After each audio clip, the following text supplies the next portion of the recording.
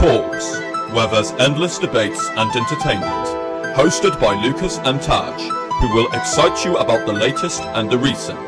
Stay tuned to find out.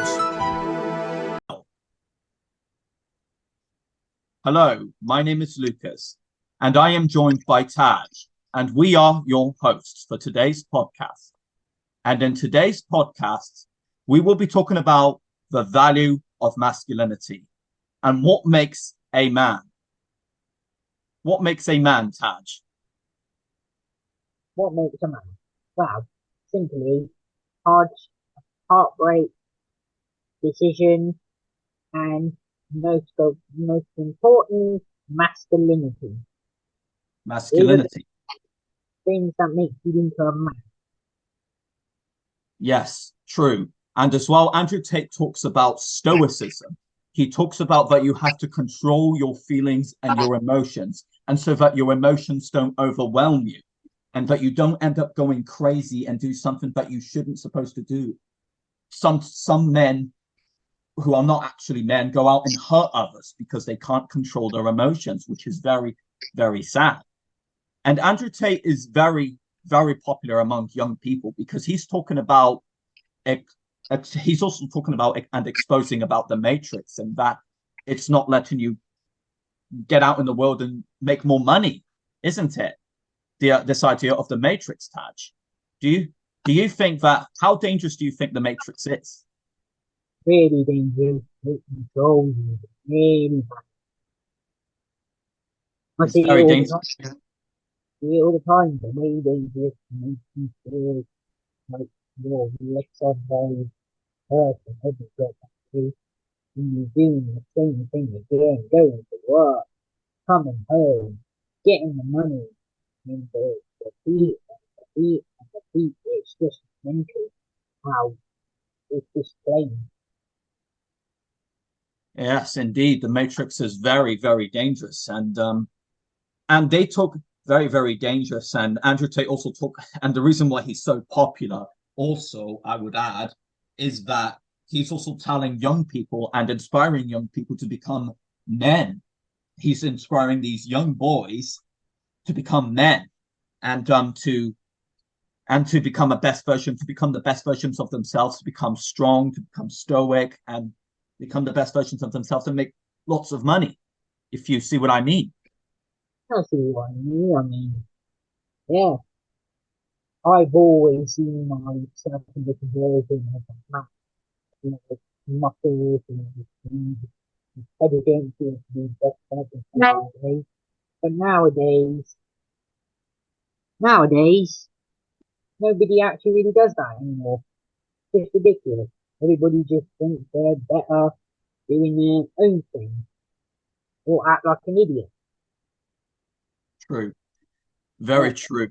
And even there is this false narrative of toxic masculinity. Where did this false narrative came from? What is toxic masculinity? Andrew Tate never promoted. They say that Andrew Tate is sexist. They say Andrew Tate is a misogynist. They say, you heard it all in the news outlets and in the press, the BBC and so on. Don't they want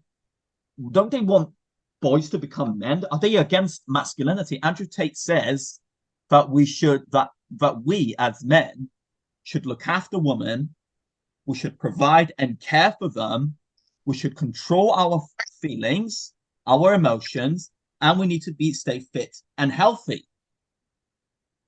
You know. I mean, he's not wrong, he's right. That's what we should be doing. That's what everyone did. That's what every single man did since the beginning of time. I just don't understand why our generation is so just bizarre. I mean, I just don't get it. For years, for a couple of 2 years, our generation is just confusing. But we got like Andrew Tate here saying, no, don't be like that. Be like this person. Do that. Do this. Yeah. And I see his view, and it's a better version than what's going on nowadays. Indeed. And these days, men these days are not that masculine enough. Do you remember 3 or 4 weeks ago that a girl got stabbed in London? Do you remember that? Yeah, I remember that. I remember seeing Christian and Andrew Tate's podcast, and Christian, oh my lord, he kicked off. Do I blame him, yeah, for kicking off? Not really. No. Yeah, I agreed with him and understood why. Yeah, but the thing that that man did on that bus to stab a girl that rejects you is kind of one of those things that is like, why? Why would you stab her if she said no? Why? I can agree with Tristan how pissed off he was after hearing it. Definitely. It's ridiculous. I Definitely. agree with Tristan in a way. He has a right Definitely. there to walk out Right like about that. it. Definitely. As well, that how this guy did it. I mean, if he had, and the BBC had the audacity to say that that guy who stabbed that 15-year-old was influenced by Andrew Tate, and that's the reason why Tristan Tate, as you said, Taj, that he got so pissed off and so angry at the British press for making this ridiculous statement. No, if that guy was a follower who followed Andrew and Tristan Tate, that incident would have never happened in the first place. That girl would have been happily been living right now and breathing air to this day. And it's just ridiculous. If you see what I mean. Speaking about the news or like any of the news around this world, it, it, it, it's almost like they're just always attacking false claims that have nothing to do with anything. It's anything of Russell Howard, similar incident, really. The second Andy Tate does something, yeah, or the whole news is there he's talking rubbish behind it. Anything with Russell Brand. The one thing that interests me the most about the way the news does this is why they are bringing up current situations that happened ages ago to today. It just don't make sense to me. It doesn't. It really doesn't. And how come nowadays, if regular guys get treated so badly, but if some weird ass people does it, they get away with it? You know, take people like Michael Jackson and Philip Schofield, let's say. Let's say, what's your whole view on that?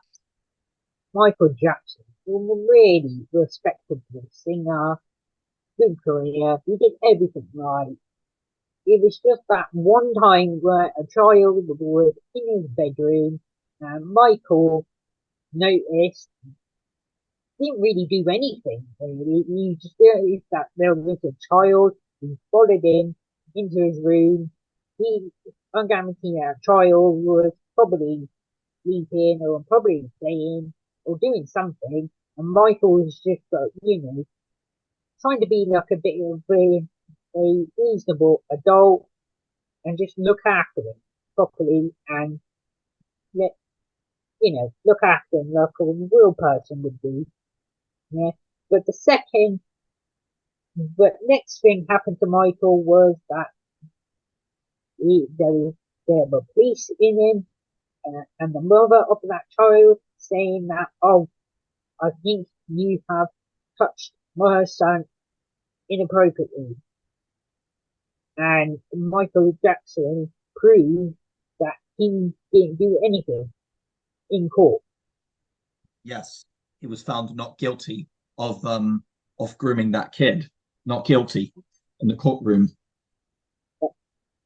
And the incident with Philip Schofield, when he came out 4 years ago, I think, or 3 years ago, when he came out to the press and said that he was gay, despite being married and having 2 daughters with his wife, recently he did got into a grooming scam with a boy, with an 18-year-old boy. And if you've seen that interview, when the interviewer was asking him questions about that kid and who he had an affair with, he he hesitated and paused to answer the question.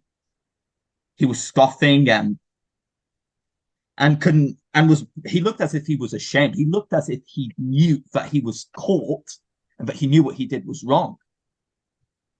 That has permanently ended his career now. He's no longer on TV anymore. The Philip and Holly show now is no longer. Well, that's what people do.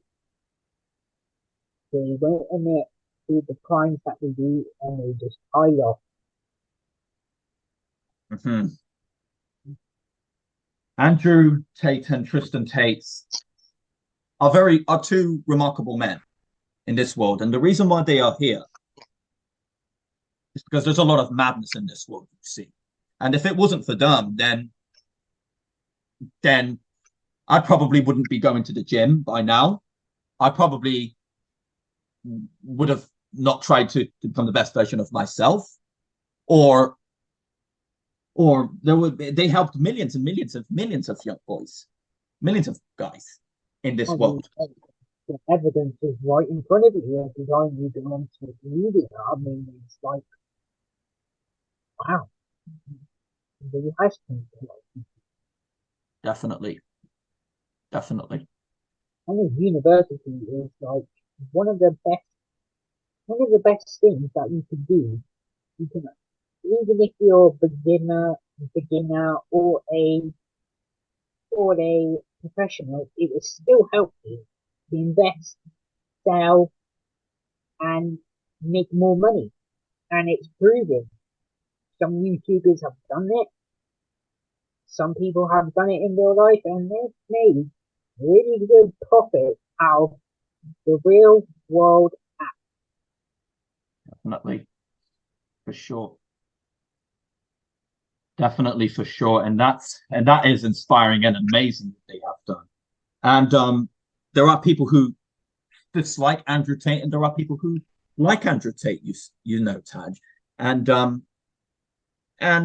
they have the freedom to not like them, do they? I can't convince anybody because I can't hate or anything. All I'm going to say is it's the public's opinion. The one thing I will say is whatever you do,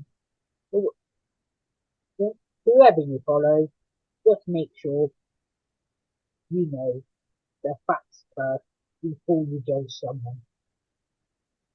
The saying Indeed. goes on, don't judge a book by its cover. Indeed.